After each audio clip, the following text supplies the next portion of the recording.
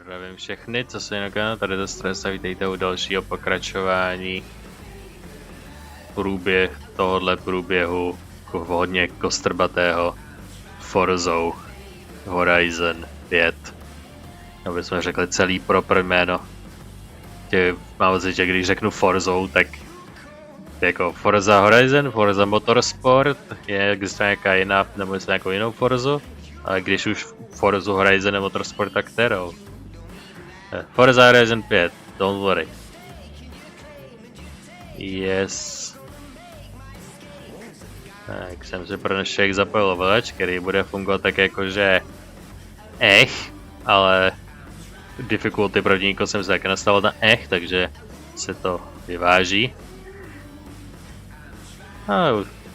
Tak jako posledně jsem zapnul do crew hudbu, aby to nebylo úplný super ticho. A rovnou se na to vrnem. Máme tu před sebou Made in Mexico. A já si pletu button.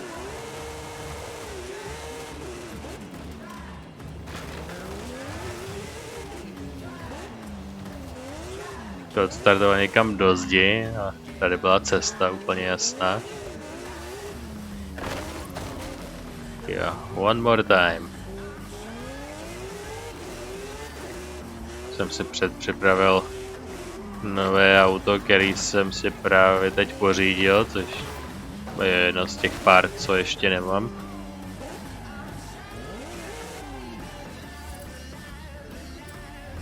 Tak, Made in Mexico. Tak, se na to rovnou vrnem.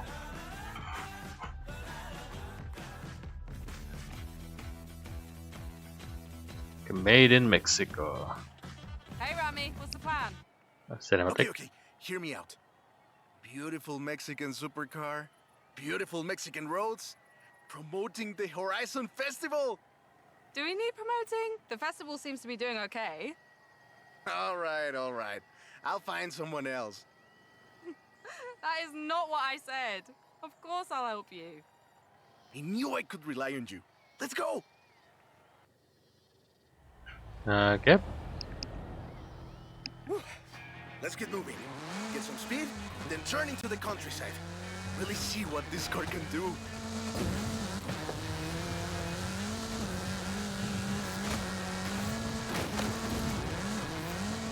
You want to Yeah, tell me just about a the second. car, don't you? I thought you'd never ask. Zapomněl jsem, že VUL is an abbreviation. It stands for Vehicles of Ultra Lightweight and High Performance. It was started by two brothers, Guillermo and Iker Echeverria. The VUL 05 is a track-focused supercar, designed and produced in Mexico, but tested and optimized in the UK. I even think I saw one at the festival when I was over there. We're driving the if you want to go again, we can do that. jo, jasně. Prostě zase přesně na milisekundu prostě toho dosáhnu té rychlosti, ale ono mi to prostě nevezme. Samozřejmě, že to chci znova. Takže já jsem si myslel, že na mě vybalí nějaký normální závod, jenže oni mi na mě prostě vybalí absolutní píčovinu. Jako rád bych si zajazdil s kontrolerem, ale normálně. Kdy to nebude tryhard, ale ta mise je očividně tryhard. You want to tell me about the car, don't you? I thought you'd never ask. So VUL is an abbreviation. It stands for Vehicles of Ultra Lightweight and High Performance. It was started by two brothers. A co to je háčko, jako vehicle ultra light, a co to háčko, to je VULH, ne VUL. Nebo VULHP. Dá to asi tak takovej je to asi tak nesmyslný jako Mexiko jako takový.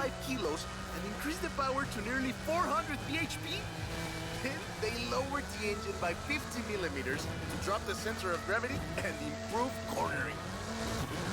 Impressive. They're pretty serious about the ultra-light part. The 05RR even has a... Perfect.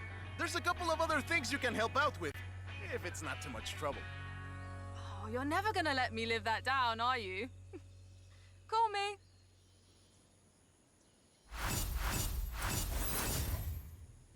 3 hvězdy. Vyrobené Mexikou postup. Vůl. I just got my hands on a piece of Mexican racing. Tady. Wanna see? I'm on my way. Yeah, I'm not traveling that. Já jsem takový plebovik, to musel travelovat.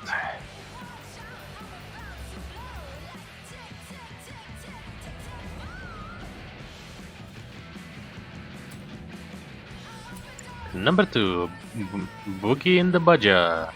Mayor z Mexos byl to country Baja, prostě si vosají tu Buginu.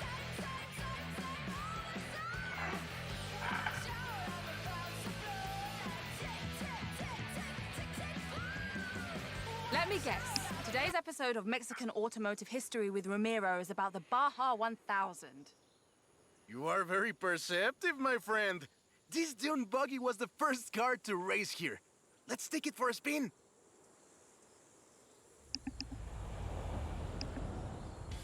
The Baja 1000 is probably the most prestigious race held in Mexico. Do you know how it all started? I assume the Myers Max has something to do with it? Correct again. The Baja 1000 started as a very elaborate marketing campaign for the car you're driving. But let me start from the beginning. On the 22nd of March, 1962, Dave Eakins and Billy Robertson did the first real Baja run. They went from Tijuana to La Paz in 39 hours, 56 minutes, on new Honda CL72 Scrambler motorcycles. So they probably were a bit scored afterwards. They got a lot of media coverage though. A year later, Myers started to work on a prototype buggy he called Old Red in his garage in Newport Beach. It was based on the VW Beetle, and it paved the way for what we know as buggies. Cars that are built for off-roading using the Beetle as a donor chassis. But I guess they wanted even more publicity because in April 1967, Myers decided to make an attempt at breaking Eakins' record. And it worked! Myers did it in 34 hours and 45 minutes, beating Eakins for more than 5 hours. The rivalry was known as Buggy Beats Bike in Baja. Sounds like something you did back in the UK, doesn't it?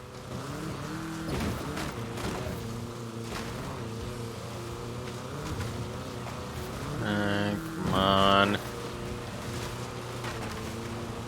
Ten neznámý počet bodů, já absolutně nevím, jestli jich to bude milion. Budu stejně v prdeli, protože jsem tam naboural, nebo jestli to je jednoduchý.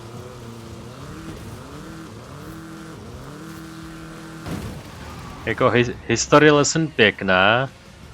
Jsem zapomněl, že můžu rewindovat, se taky mohl vzpomenout. Haha, tentokrát jsem to vyrovnal. So let's take that and wind it back. Myers Max became an overnight sensation as a result, and suddenly they were friendly races all across the Baja. It wasn't long before they realized they needed something more organized. And that was Mexican 1000. Guess who won the inaugural event? Myers Max? You're on fire today! Yes, in 27 hours and 38 Everything's minutes. won it again. The official race was 100 miles shorter than the original route, but it's still impressive. The Mexican 1000 was later renamed to the Baja 1000 and is run to this day. To nemuselo být v Mexiku.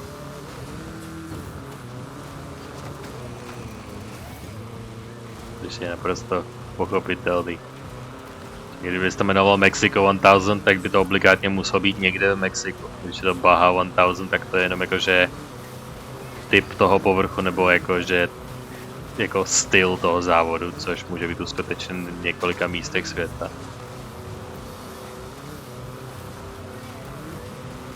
Pokud to není něco jako Paříž-Dakar, kdy to je prostě určitá trasa a fuck you.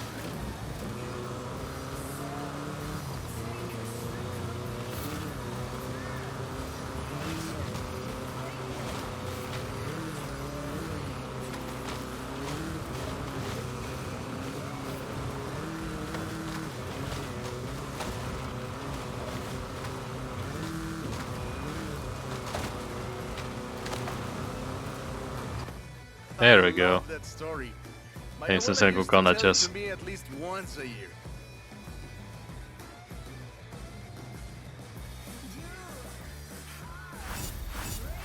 Hej, 3,5 minuty. Že jakž takž.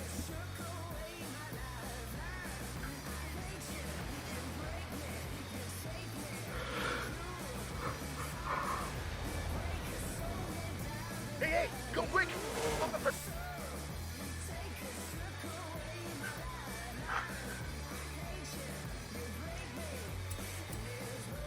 Vás trvalo nahrádek.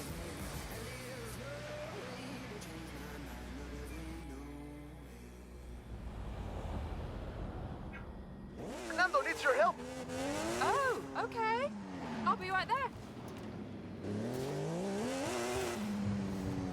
Uncle needs your help. Pronto.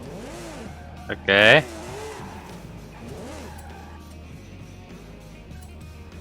Vival Vocho invited fellow watch owners to take part in the Grand Carrera.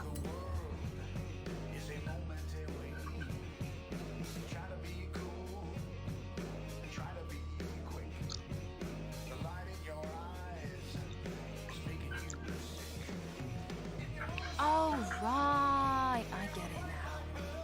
To be honest though, it was me who needed your help, not Papa Fernando. Can't follow that logic. Who are the other racers? It's this new street racing crew that's been hanging around. I think they're here to see what you can do. Let's show them. Yeah, new street racing crew. Rotor 4. He's eager. But this isn't really a street race. There's no checkpoints, just the finish line. So keep to the route and get there first. Jo, jak moc keep to the route. A je tam i čas, takže první místo technicky vzato nezáleží. It's hard to overstate the effect that the Beetle had when it arrived in Mexico in 1954. Before that, all we had were these huge American cars. So this new European-style car with its shape and light chassis and those adorable headlights and an engine that anyone with a tractor could fix was, well, a complete game changer. They were so exciting that they were displayed at the Ciudad Universitaria in Mexico City. And there were lines to come and see this new car. Like that! We're gaining! Production of the Beatles started in Mexico soon after 7 of them finished the Carrera Panamericana. Before that, people were a bit worried about reliability, you see? We Mexicans love a To good je looking taková car, spleť. but a car that can do work is better. The Panamericana convinced us, and in '61, Automex had assembled 250 of them. By '62, the first plant had opened in Jalostoc, making 10 of them a day. We love that car. So another plant opened in Puebla in 1967. And in '71, El Bocho became the official taxi of Mexico City, which is why you see so many of them today. It's funny. The first Bochos were imports, or CKEs. But in 1971, we were exporting them to Costa Rica, back to West Je Germany, začali vyrábět, Austria, jo. Belgium, everywhere in Europe. It was a sad day in 2003 when the last Volkswagen sedan Ultima Edition rolled off the production line and went home to the Volkswagen Museum in Wolfsburg.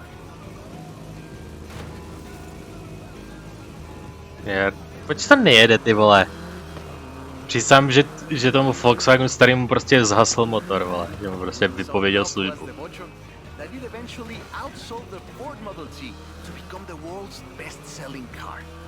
And was the first to reach 20 million sales. Sure, other cars have staked their claim on that title in recent years, but none are so timeless and unchanged as the Bocho. Man. Ne, já to nestihnu o půl sekundy, ty vole. Probably the most iconic car To je in taková Mexico. kurva zasraná. Ay, es increíble que un auto tan pequeño deje un vacío. Samozřejmě, že si prostě předpokládám, že ten normální závod si vezmu kontroler, ale on to je prostě spíčený mega závod, ty vole.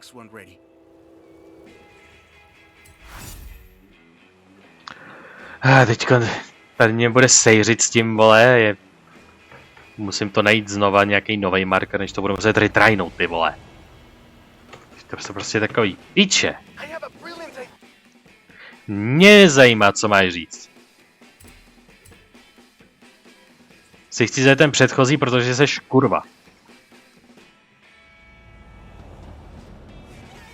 Yeah, Another one? What happened to the last idea? this one is better. Meet me in town. Prostě on řekne, že je to normální závod, ale prostě na první místo to není. První místo je úplně šumák. Řekne, že to má trasu, ale trasa je taky úplně šumák. Tak jako o čem ten závod sakra je? Oh, right. Ten závod je prostě totálně pointless, ty vole. Prostě mě tak nehorázně uráží jako v závodníka, vole. Prostě o místa nejde, ani o trasu nejde, tak jako co to je, ty vole. I think they're here to see what you can do. Let's show them.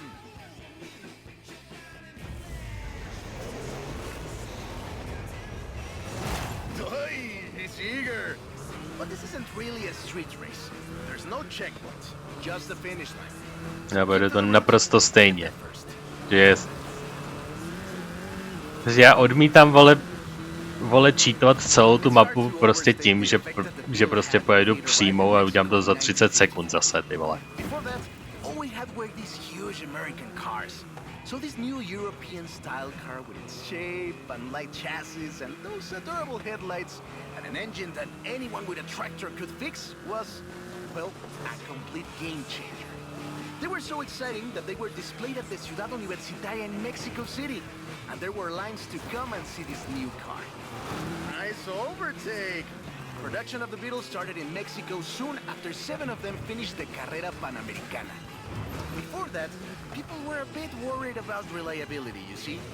We Mexicans love a good-looking car. But a car that can do work is better. The Panamericana convinced us. And in '61, Automex had assembled 250 of them. By '62, the first plant had opened in Jalostoc, making 10 of them a day. But we love that car. So another plant opened in Puebla in 1967. And in '71, El Bocho became the official taxi of Mexico City, which is why you see so many of them today. It's funny. The first Bochos were imports, or CKDs. But in 1971, we were exporting them to Costa Rica, and back to West Germany, Austria, Belgium, everywhere in Europe. It was a sad day in 2003 when the last Volkswagen sedan Ultima Edición rolled off the production line and went home to the Volkswagen Museum in Wolfsburg. So loved was the Bocho that it eventually outsold the Ford Model T to become the world's best-selling car, and was the first to reach 20 million sales. Sure, other cars have staked their claim on that title in recent years, but none are so timeless and unchanged as the Bocho.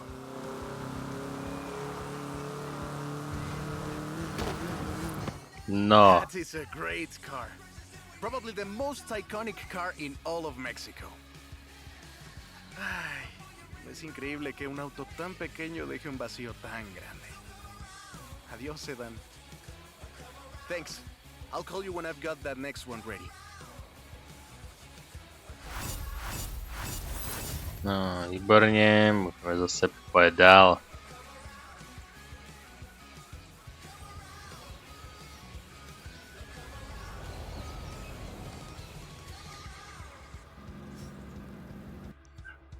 Mě to zase hodí sem, ty vole. I have a brilliant idea. Another one? Nemáš What happened to the žádnou last ideu. idea?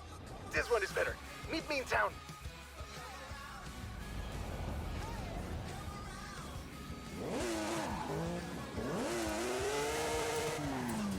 Tak.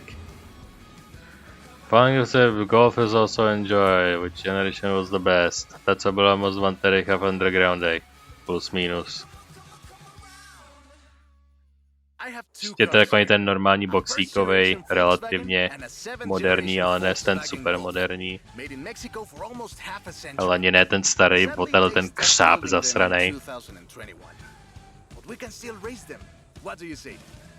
To make it fair, I will give you a chance to make an informed choice. Let's go for a test drive. And I've got lots to tell you about Volkswagen Mexico. Půjde o něco jiného než o podělený čas. Skill pointy. It started production in 1967 with the famous Beetle. As we call it, the Bocho.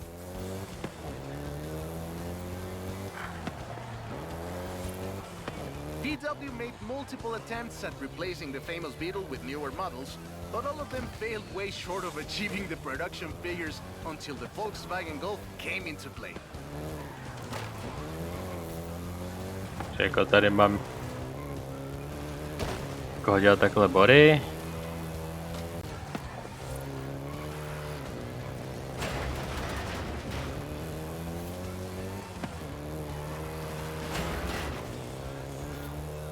Já nevím, kolik je hodně.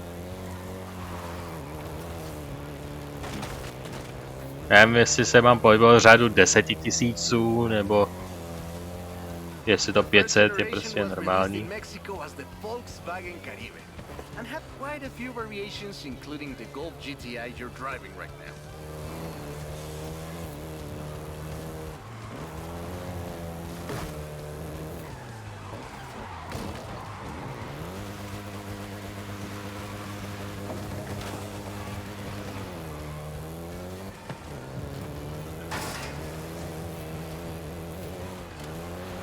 VW engineers, inspired by the Beetle GSR, designed and prototyped the Golf in secret as a Skunk Works project. Little did they know that the Golf GTI would become the hot hatch. Really? Zvláštně checkpointy, které se počítají.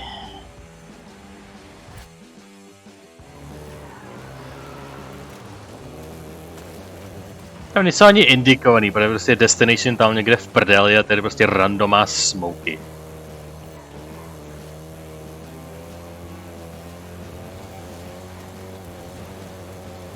Ale hra se prostě nemůže rozhodnout, co chce bejt. To je asi taky jediný, co teď zrovna feeluju. Ta hra se prostě nemůže rozhodnout, co chce bejt, vole. Nebo jaký vibe chce mít. Shall we jump 40 years in the future and try the 7th generation? Takže žádný jiný pořádný mi nedáš. No, mi dá 2014, ty vole. Mi nemůže dát, vole, z 2000, prostě jakýkoliv.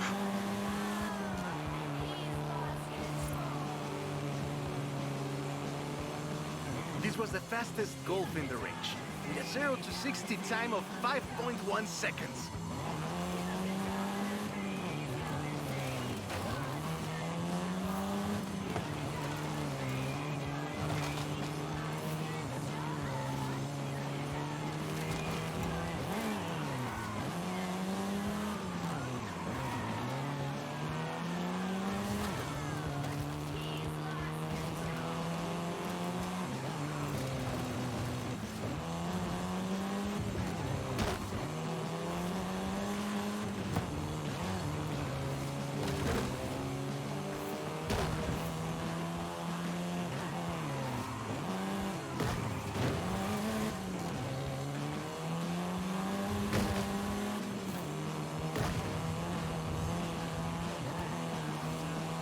Volkswagen Mexico produced all 7 generations of the Golf, totaling more than 2 million units over 44 years. In fact, a lot of Golfs To zatáčku si nikdy nevzpomenu.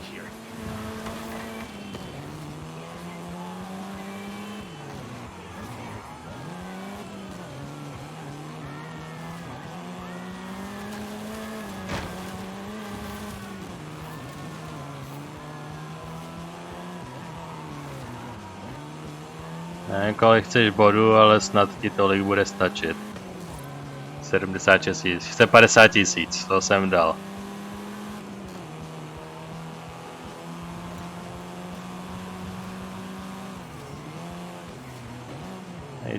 My si můžeš říkat, jak je tohle ten Golf báječný, ale jednu vám řeknu, tenhle ten Golf je udělaný, vole, z oceli a do nejtěžšího kovu. Že to nezatáčí oproti tomu předchozímu. Ten předchozí byl jenom pomalej jak kráva, tohle je pořád relativně pomalý jak kráva, možná trošku rychlejší, ale je to tak těžký, vole. to je jako hodit do zatáčky cihlu.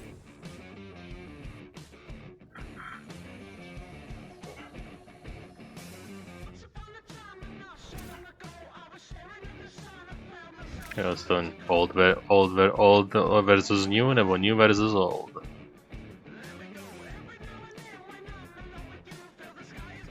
I'm a fair man. I'll let you choose. Which Golf do you want to drive for our little race? Ten malej. Golf GTI. I take the Golf. What was so Golf? Aha, that's the point, get it? Já chci ten, který se dá řídit.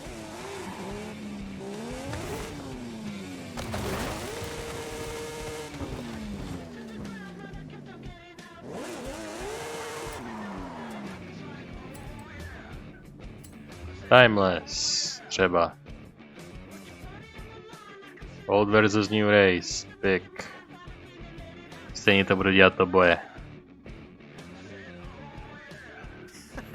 I hope you know some shortcuts.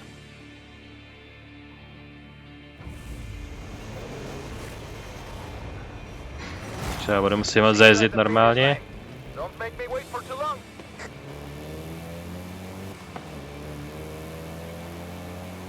No, se mu jezdí, když je to v podstatě C versus B. Tam je vlastně v herních mechanikách třídová difference. A samozřejmě, jelikož Remy je na average difficulty, tak se to nějak jakože srovná.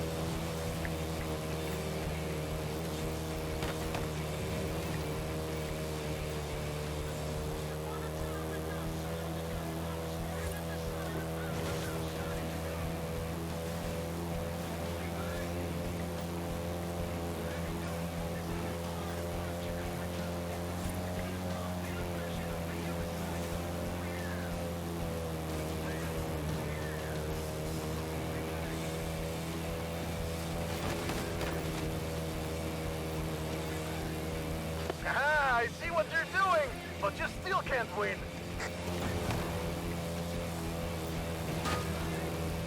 Já nevím, kde si to mám zkrátit, protože je prostě do džunglového lesa prostě při pokusu o zkratku je sebevražda. Si rovnou můžu nabourat do nejbližšího stromu a call it a day.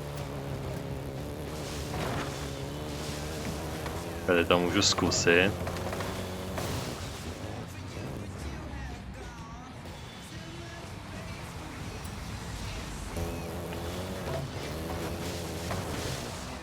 Jasně, že to při pokusu opravdu dopadne ještě hůř.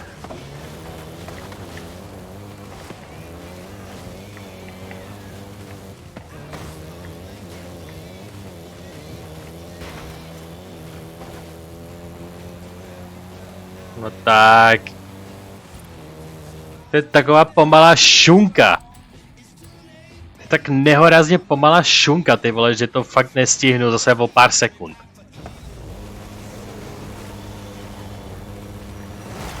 See you at the finish line. Don't make me wait for too long.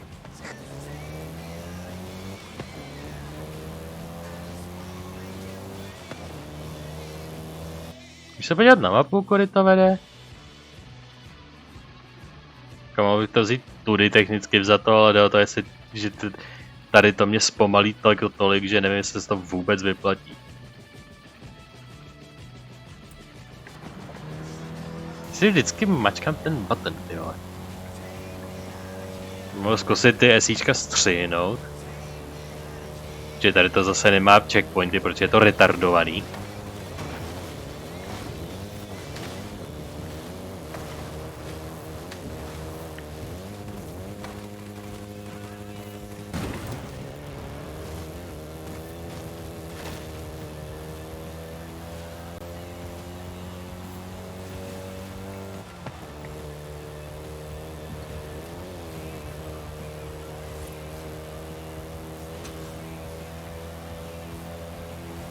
No a mi stačí držet v podstatě plyn na podlaze, dokud mi nevyskočí vítězství.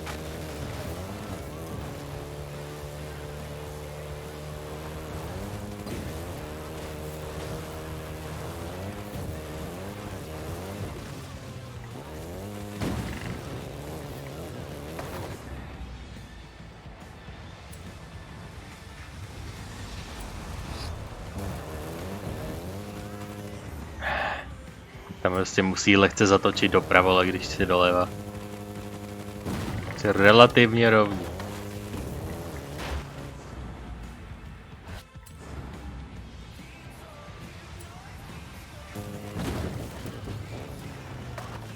Teď naborám do stromu pro změnu.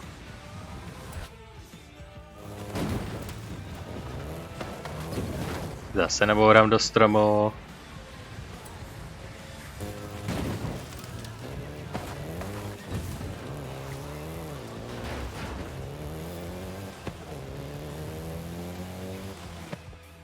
What a race!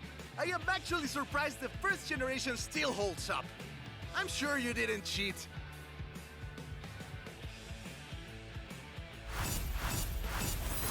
No. 3 stary. How is it possible? I wonder how.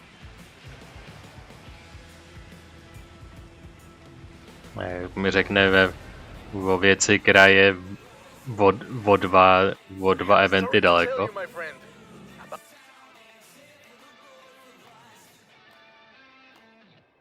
Šmaré, zase někde v prdelově.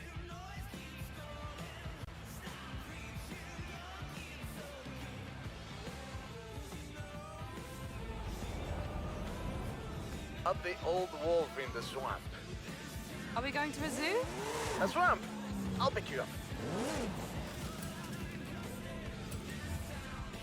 Ne, já si stejně zajedu tohleto předtím, protože to musím na 100% až.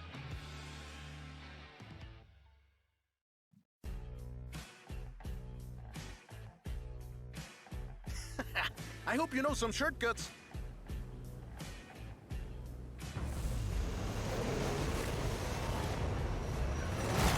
See you at the finish line. Don't make me wait for too long. Jo, protože teď, když tam sedíš ty, prostě to nejenom bude raketa, vole. Kdybych nestrácel magicky tolik na těch převodech, tak ho vyloženě udělám na rovince teď během 10 sekund.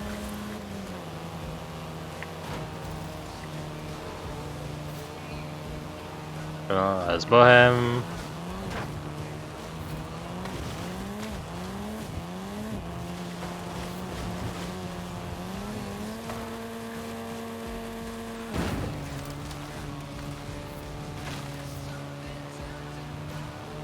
Já nevím, že se to řídí jako cihla, akcelerace taky není žádná sláva, ale ten transmission je jako by byl zalitý v betonu.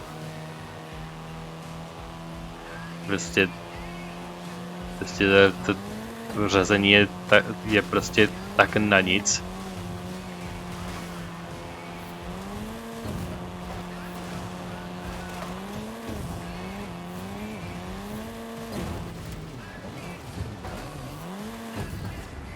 Já se vyletím prostě na 1 000 000 mil dál než chci, protože samozřejmě.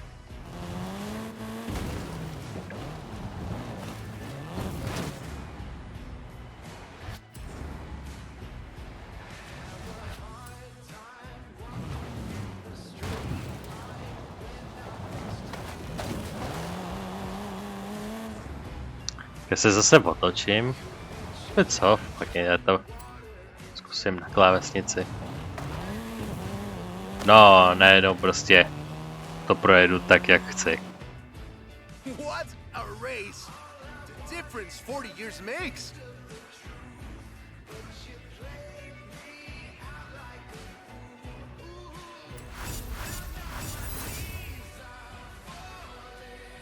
Tři hvězdy také. Get me out of here.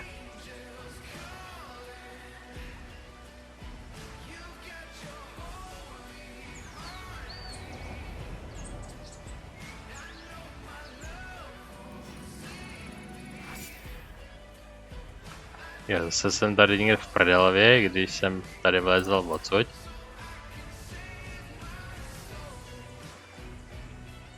Tam přicestujeme znova.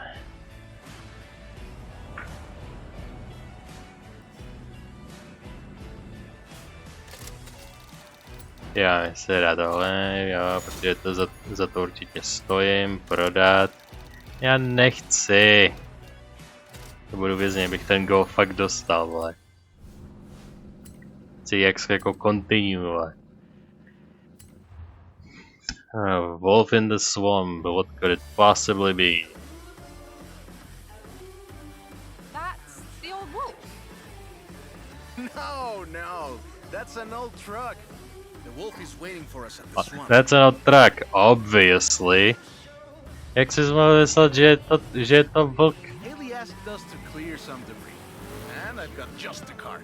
But we need to get there first. Of course. Who do you think I am? The driver who destroyed a record-breaking amount of fences. That's fair. Careful there!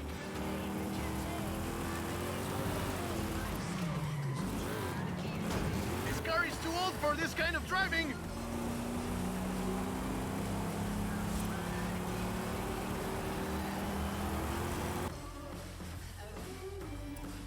No, tohle je definitivně kratší.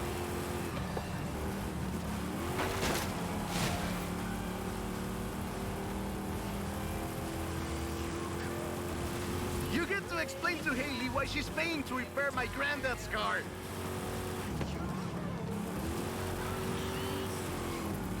Prosím tě. Já nevidím star rating.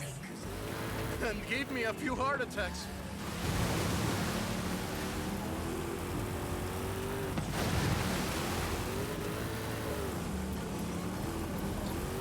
No, jenom čtvrtka damage. To bude mít druhou fázi, protože jsem toho star rating neviděl. Že to na tomhle podstatě ani nezáleželo. Now, let me introduce you to the fourth Lobo. This car is more your style. Now that is a heckin' good wolf.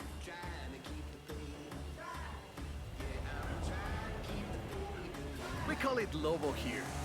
Marketing in this country is outstanding. Let's get to work. See all that Russian stuff? Clear it out. What? No! It's not Russian just an stuff? excuse to throw the Lobo around. See all that Russian stuff? Clear it out. Hra nadčasová, vole. Vyčistěte všechny ruský věci. Cokoliv. And the name Lobo just has a real ring to it. They started using the badge in 1997, and the rest is history. The Ford Lobo quickly became one of the most popular vehicles in the country.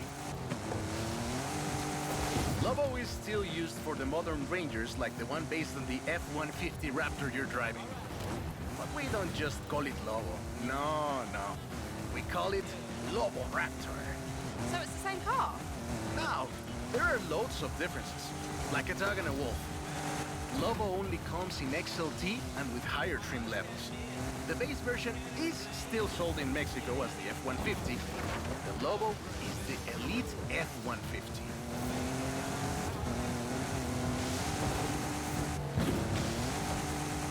Prostě airtimey asi budou nejvíc normální. Že to auto se do disku jinak prostě dát nedá.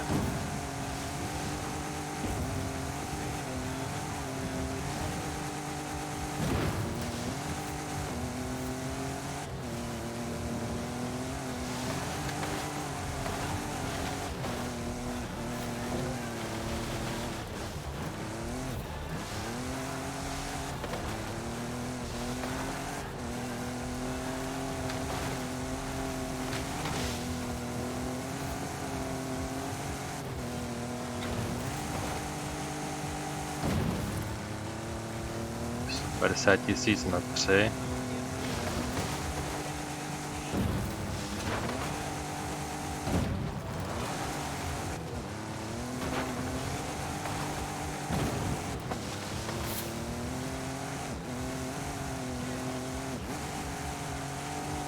Jako vážně, já to prostě dám do boku a ono se to prostě nepočítá. Jsi takový čuráci, vole, bajasnutý. Prostě jakmile mám velký SUVčko, tak se to najednou nepočítá jako drift.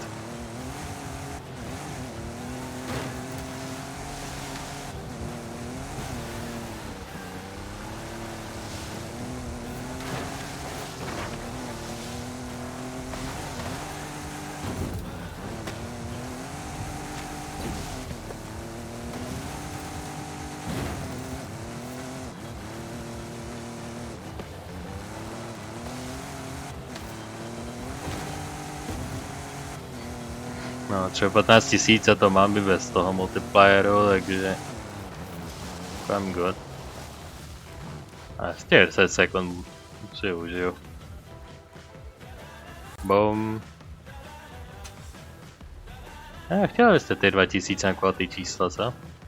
Nebude. Job's done, and the scratches will buff right out. Thanks for the help. Now I just need to get my abuelo's old F100 back to the garage.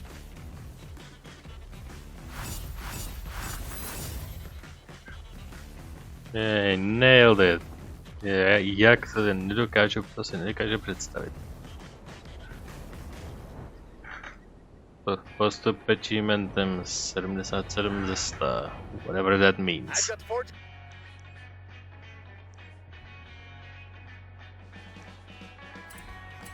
Mustang Mach-E. Což všechno made in Mexico, nemá snad nic společného, ale whatever. 100 horses and I need you to help with them. I think I know what this is. I'll be right over.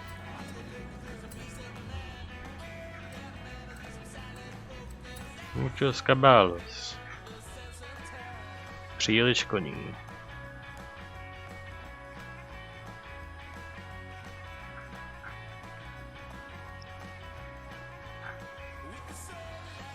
Hey there! So, look at this. 1,400 horses of electric Ford Mustang. Get in! Jako... Anyway. Let's take this down to the beach. Stick it in AWD if you like. There's some nice curves up ahead.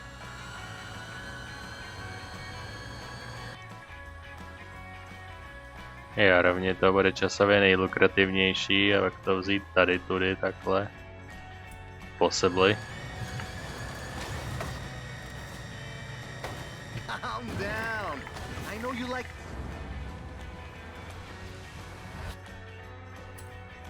to go fast. I had a big breakfast. Tak se nepřežírej. This is 2021's EV of the year. And it was up against things like the Taycan and the e-tron and the Recharge. It set 3 Guinness World Records, and it's inspired by the beautiful original Mach 1. And I'm telling you all of this because the Mach-E was built right here in Mexico at Cuautitlán Assembly. Cuautitlán Assembly has been building cars since the 60s. And more than 2.2 million cars later, we're sitting in an actual space machine made here in Mexico. Quite a journey from Cougars and Thunderbirds and F-150s. Rovně prosím, že ten čas se neresetuje. Což je totální sviňárna. 68 kWh standard and an 88 kWh extended range version. It will give you over 300 miles of range on a single charge. The Performance GT version is the really wild one. 0 to 60 in 3.6 seconds. This one is quite a bit faster.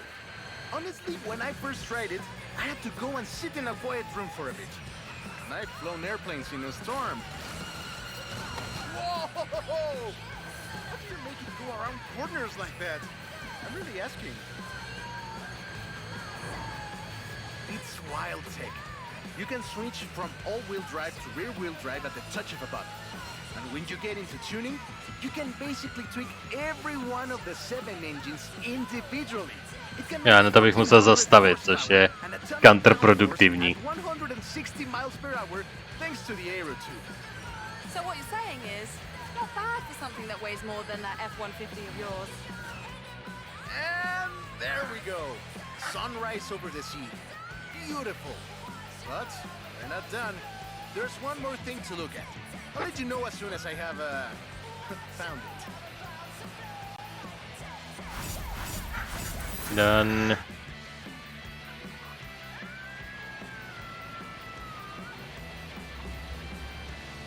Tak další mě posune na 99 ze 100, ale říkám, že tohle bude mít magicky o 1 čísličko větší hodnotu.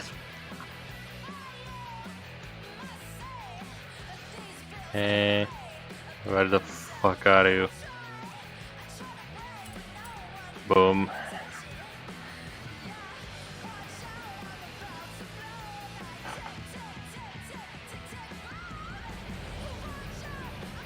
one will be epic.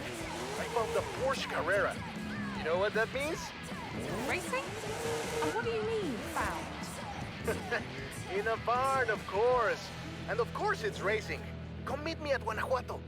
Carrera není tak stará, aby mohla být takhle nalezena. To protestuju.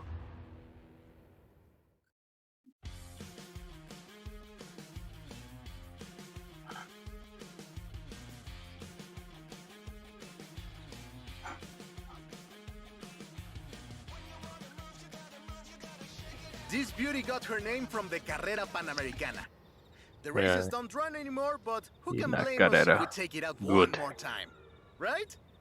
Let's see what this car can do.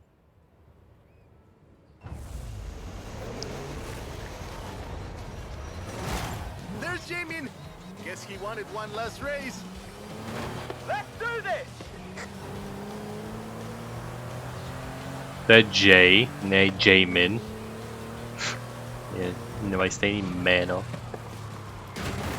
Je tak těžký pojmenovat NPCčko správně.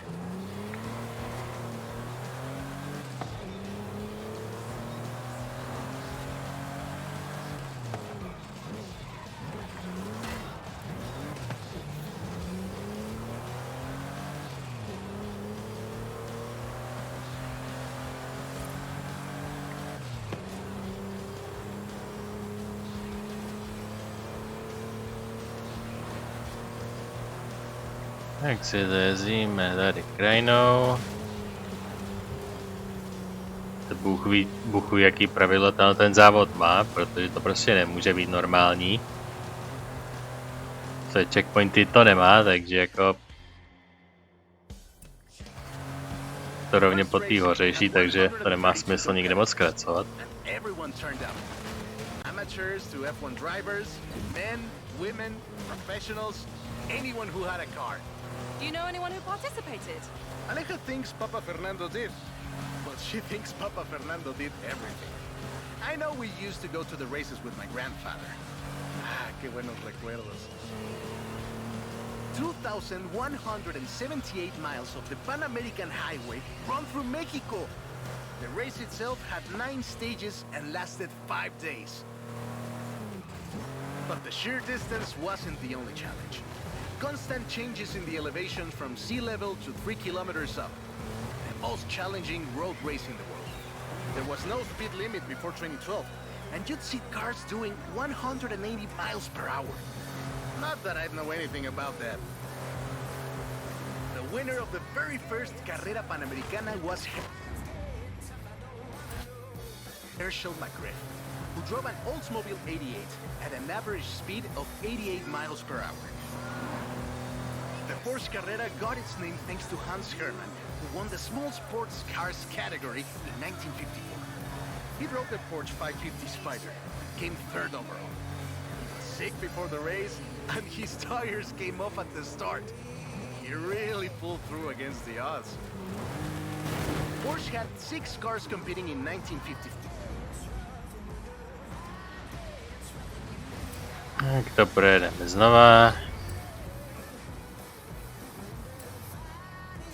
And all of them made it through the end. A lot of others didn't, let me tell you. Enjoying yourself, are you? Yeah, I kinda had a feeling you were.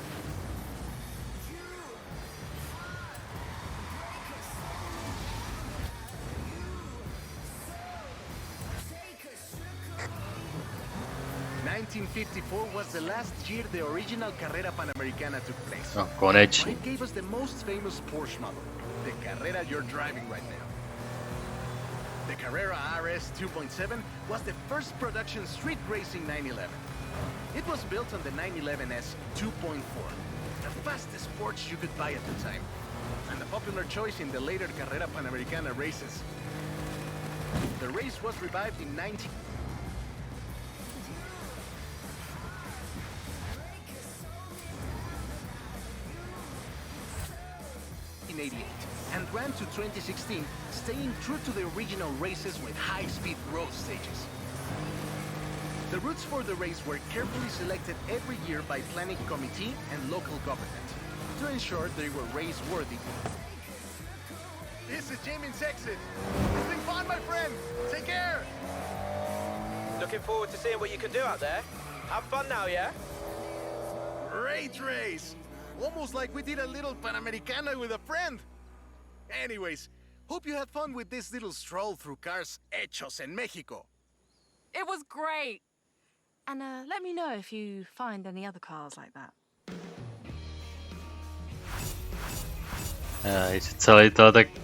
Celý ta story chapter byla prostě jenom jeden velký bait, protože to není o autech z Mexika. To je auta, které jsou z celého světa, který náhodou měli továrnu v Mexiku.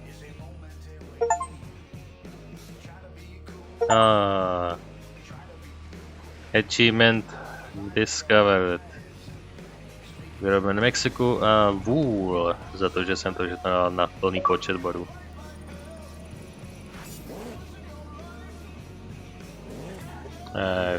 All the rewards.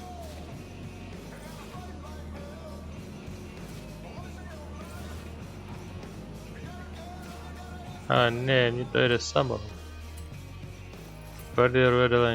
Complete the Carrera Panamericana.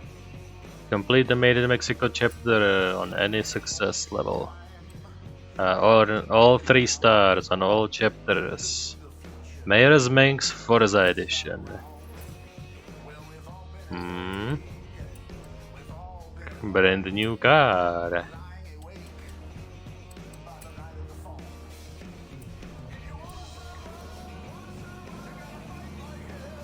Nic nebude vyskakovat. Good. Well. No, to bude už pro dnešní konec. Tohle to zabralo díl, než bylo původně očekáváno a já to auto nechám jít takhle na reverse a uvidím, kam to dopluje mezi tím. Takže tohle tady, jak jsem řekl, byl hrozně velký bait a takže jako expectations were not met. Takže si ten story příběh může jít někam se zahrabat.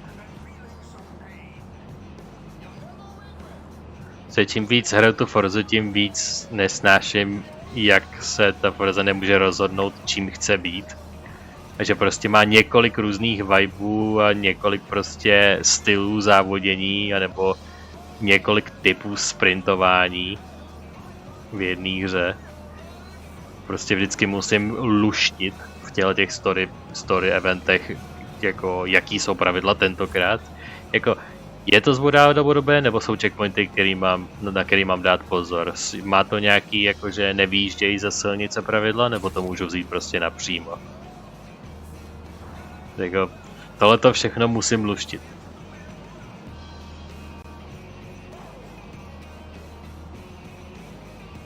Takže to bylo asi k tomu všechno, a k tomu nám dál víc co říct.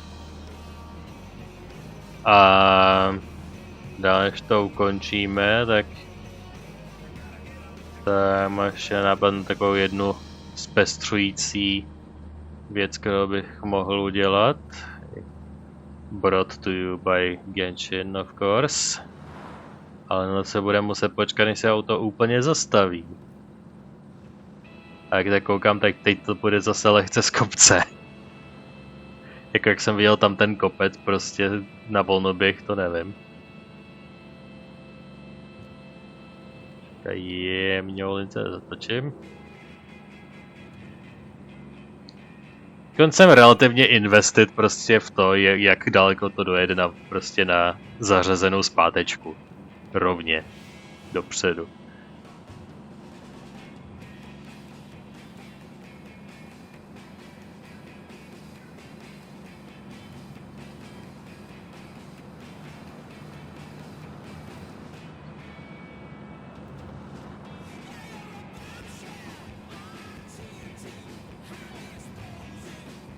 Pořád jedem. Já nevím, co říkat k tomu víc, jako neděje se to nějak žádný jako big prostě movie moments, který jako jsou worth talking about. Zase klesáme s rychlostí, tady je to velmi rovný. Tady je pěkná pláž a je taková oázička, ale u ní nezastavíme.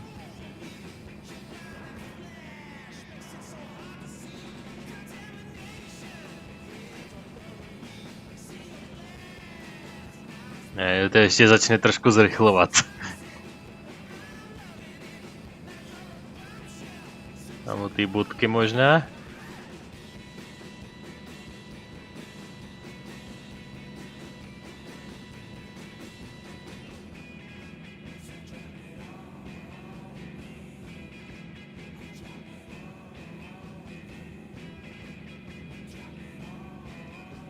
Come on, ta budka je dobrá na zastavení. Stop!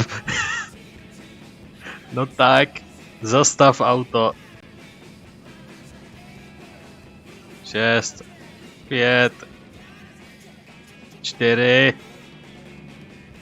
3, 2, 1, 0. Kousek jsem tu budku přejel, ale konečně jsme zastavili. A teda jsou v podstatě tady odsud zhruba, jak se to esíčko vyrovnává, tak prostě odsud celou cestu prostě na volnoběh. Kam pustěný z kopce. Alright. K té věci, o které jsem povídal. A brought to you by Genshin, super wheel spiny, protože jsem nějakou dobu nehrál a zaspamovali mě super wheel spinama, tak si nějaký otevřem, protože why not? Mám jich 18, 17 plus ten jeden, co otvírám, takže pár si jich otevřem, ne všechny, nějaký se nechám. Uvidíme. Skoro byl Forza Edition Firebird, ale na druhou stranu ten už mám. Takže jako jako Prestige byla Prestige asi. Taková mega almužna round. Pár goldíků i je. Zonda R skoro byla. Yes! Ferrari F50 GT. F50 zrovna mám rád, takže ještě GT verzi jako speciálně vemu.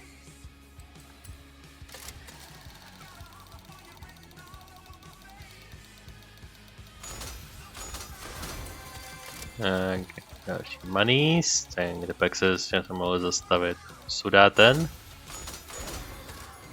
Jeden z těch golfíků, o kterých se povídalo.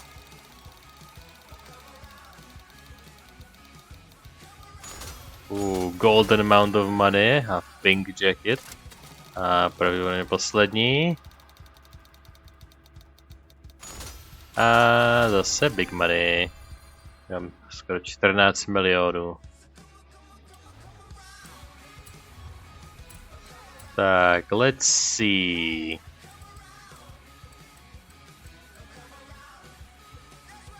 Taká ten Gordon Murray, na který jsem nesahal a... Kde tady? No to mít zlatý legendary. 817 Superfast je to, no. Jaguar CX75. Okay. Aventador. Pontiac Firebird Hot Wheelsovej. To bylo Ačko? Jsem se nekoukal, no co to je, no to asi neříkal v kole štěstí, co přesně to je. Kdy je v 40, ale vytuněná. Ne, nevytuněná. Normálně v 40.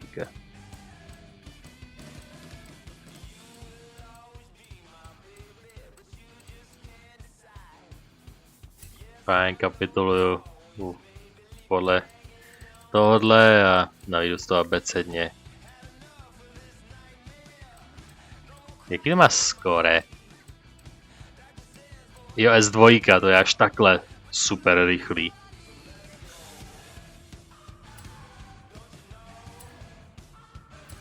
Hop. Rovno do toho nasedneme a vyzkoušíme. Když už jsme to dostali. Tak. Ferrari F50. Hlavně nové věci. 2010 specificky jsem neměl, I guess. Ferrari F-Type. Co koukám, Ferrari F50 GT a Jaguar F-Type. Typ blabla něco. Tak, aby to bylo kompetitiv. Jak daleko jsem od svého baráčku? Moc ne, to je jenom tam down the road. Takže zajedu se k baráčku. A vytuním to na vysoký číslo a zajedem si jeden bonusový závod.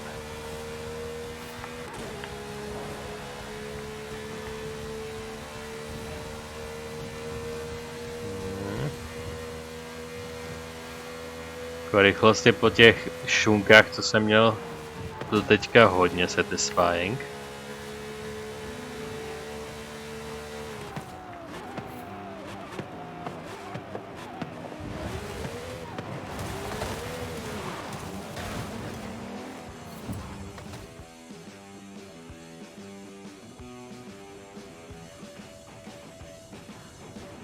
Buena vista.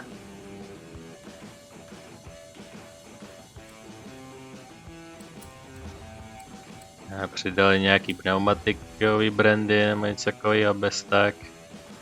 Jo, na X se to může pohybovat bez problémů. Ale jak kompetentní je to na tom X?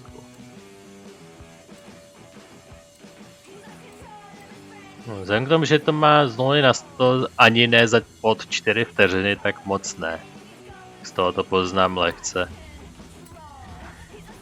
Že hromada Xek, co mám, který mám na X-ku, tak je tam mám, protože mají tak 3,5 sekundy z 0 na 100 minimálně. A ty nejlepší mají za 2,8 z 0 na 100. Takže na X-ku to ztrácí už význam. Ale s téměř stejným z 0 na 100 na S2 to bude naprosto v pohodě.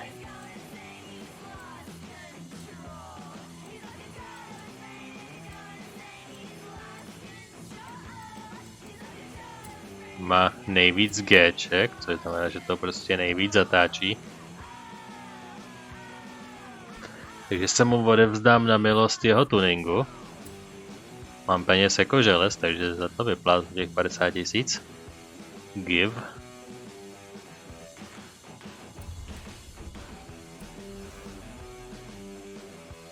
Zvědali se nebudu zaobírat.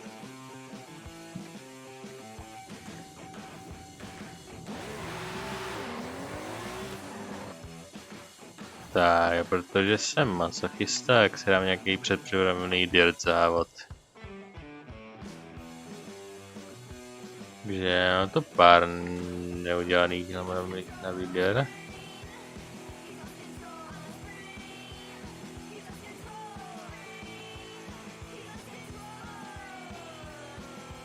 Ten je relativně i rovnej, překvapivě. By mohlo být zajímavý.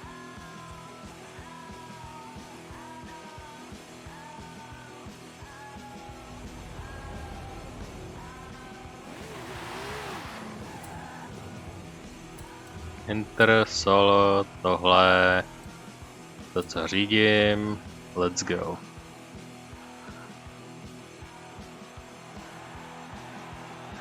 A teď loadovací purgatorium.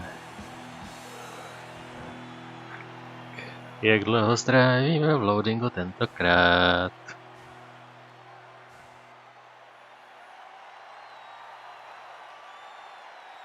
Další hudbu, prosím. There we go.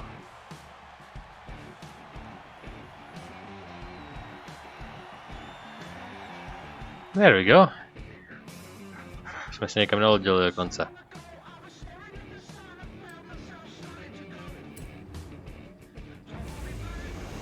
Jako lehce offroadový závod se superkárama.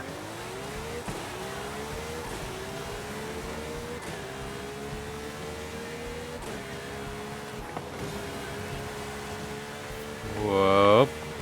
Zajedu si na kontroleru. Taky jako bonus.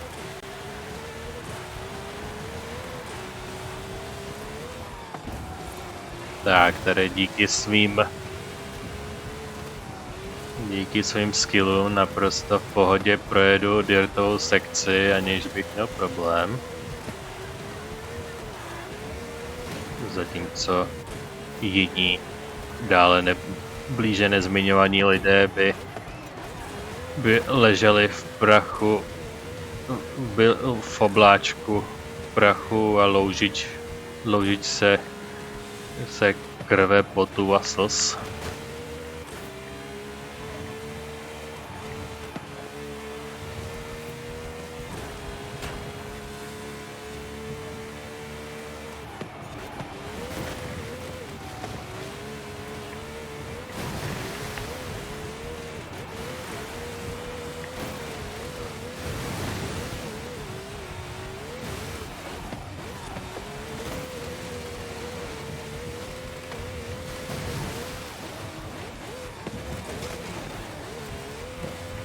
Jsem ten checkpoint divenul. Samozřejmě Forza je hrozně rakovinotvorná, co se týče toho, jestli se trefíte do checkpointu nebo ne. V Dokru můžete mysnout ten checkpoint o celou tloušťku auta, technicky se toho nedotknout a pořád vám to vezme. Tady prostě se toho dotknete jenom zrcátkem a prostě už mazejte zpátky.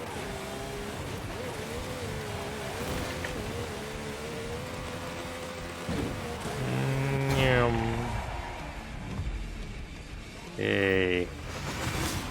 F50 se naprosto skvěle prověřila.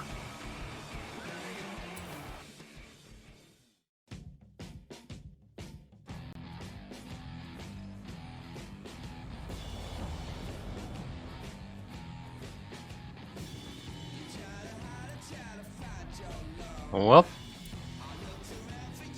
A to bude všechno. Že se tady s vámi rovnou rozloučím, tady se 50 a dále bude řadě Drift Stories a poté Donutová sága. Takže jo, to bude pode mě pro tento díl všechno, děkuji, že jste se dívali a pokud budete spát, tak dobrou noc.